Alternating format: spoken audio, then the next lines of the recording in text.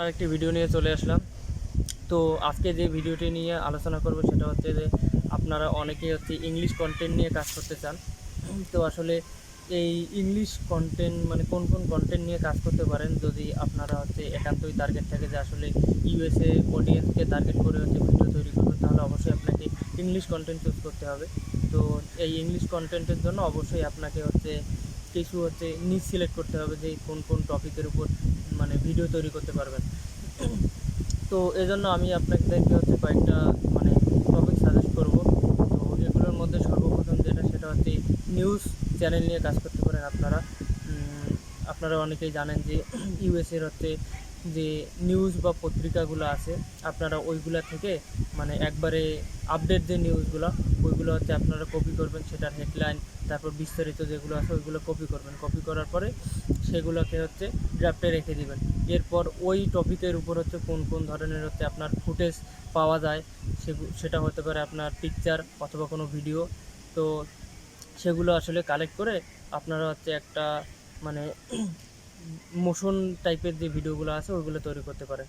তো এগুলোর ইনকাম অনেক বেশি, একবারে হাই রেটেড। অনেকে দেখা যায় যে মাসে আপনার 30, 40, 50 লাখ টাকা ইনকাম করে, অনেকে দেখা যাচ্ছে কোটি টাকা পার করে ফেলে।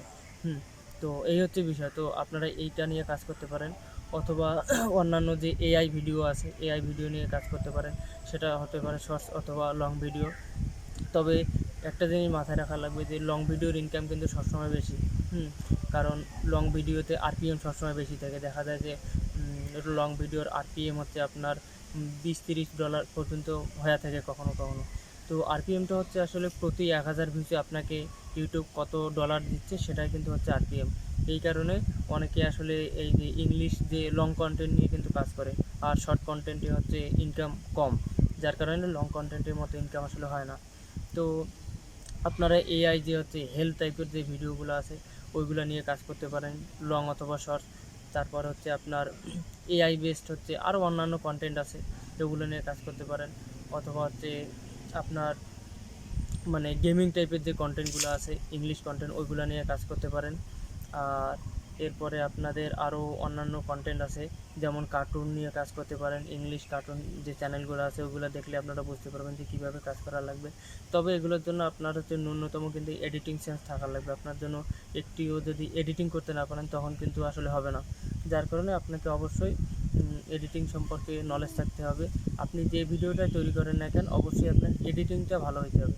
আপনার যদি এডিটিং ভালো না হয় সেক্ষেত্রে দেখা যাবে এই ভিডিওগুলোতে কিন্তু ইউটিউব ডিমনিটাইজ করে দেয় চ্যানেল। তো এই রিস্কটা কিন্তু থাকে, যার কারণে আপনাকে সবসময় চ্যানেলের দিকে ফোকাস রাখতে হবে যে কখন কী হচ্ছে। আর এডিটিংটা যত সুন্দর হবে, যত আপনি গ্রাফিক্স অ্যাড করতে পারবেন, যত অন্যান্য জিনিসপত্র অ্যাড করতে পারবেন ভিডিওর মধ্যে, তত আপনার ভিডিও সেফ থাকবে।